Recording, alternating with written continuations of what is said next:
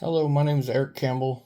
This is class Ftt210, week 8, final project. I'm going to summarize um, building this whole procedure. I'll flip you around, be right back. All right, when I first unboxed it, I was a little intimidated about it. So basically, the first step was inletting the lock. You use the bluing compound or Prussian blue. First thing you did, kind of coat that thing in your lock in Prussian blue, and you inlet the lock, and you make sure it sits down um, evenly, and straight. If it doesn't go in straight, it's not going to work. And then we the next step was we did the inletting of the butt plate. This was generally challenging for me because you can't really get, when you're using your tools here, your sharp tools, you tend to dig in a little bit, and I made mine a little bit deeper than it probably should have been, but I was able to clean it up at the end. But when you do this, you don't realize how much stock is sticking up on each side. And when you do the toe plate, again,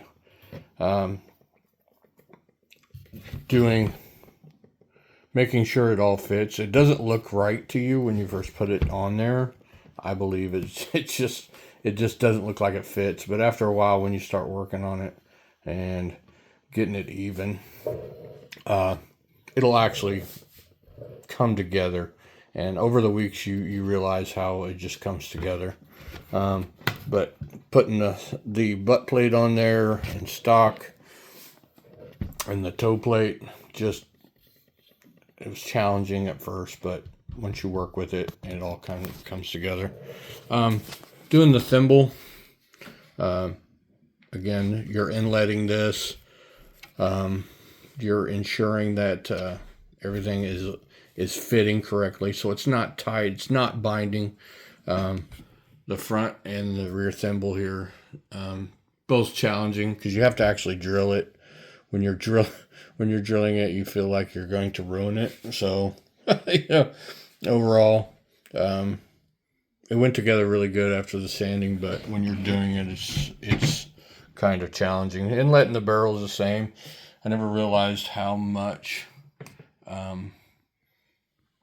when it comes to the stock being tight and everything, if it causes wear and tear on the forearm and stuff if it doesn't fit correctly. And it all made sense once you're putting it together.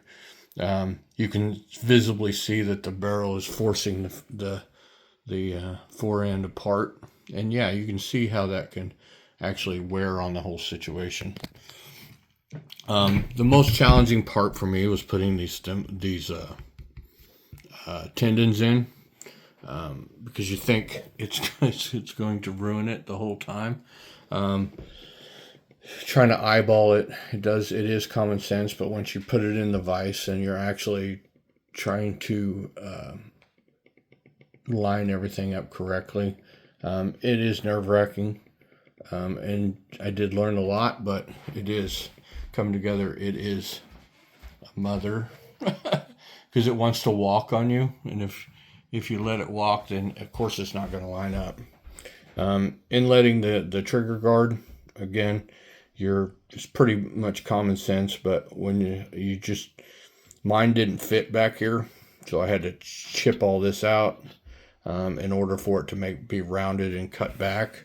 But when you get it fitting in there just right, then absolutely it will all make sense once you start putting it together. Now the function test, you're function testing it the whole time. So as you're going, you make sure it fits and it functions.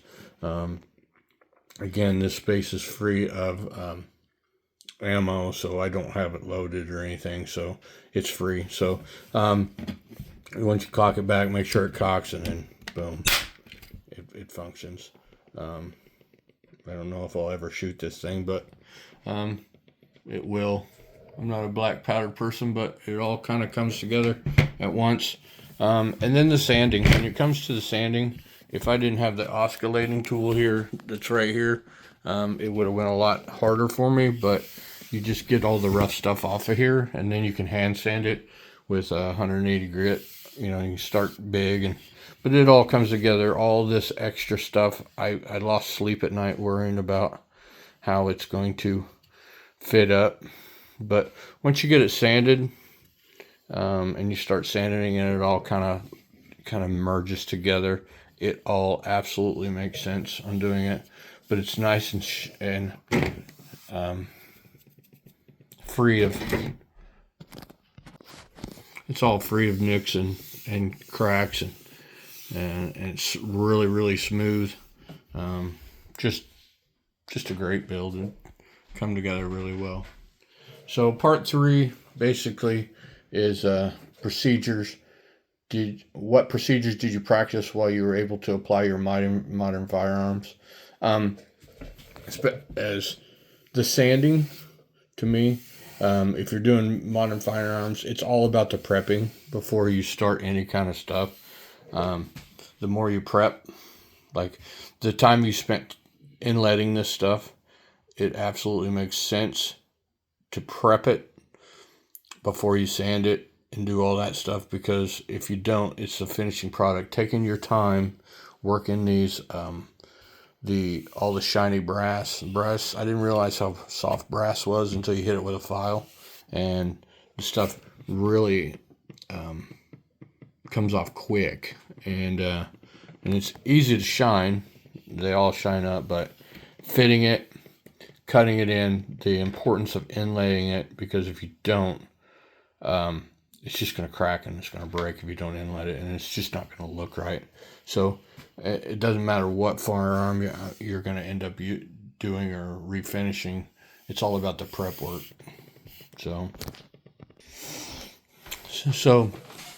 I'm going to identify and describe at least one procedure I'd like to further. I'd probably like to work around and maybe put a design of some sort on here. The look of this firearm before I finish it, I'll do a lot more sanding. I'm gonna try to put some kind of engraving here, just because I want to try and mess with the engraving. I'm probably get a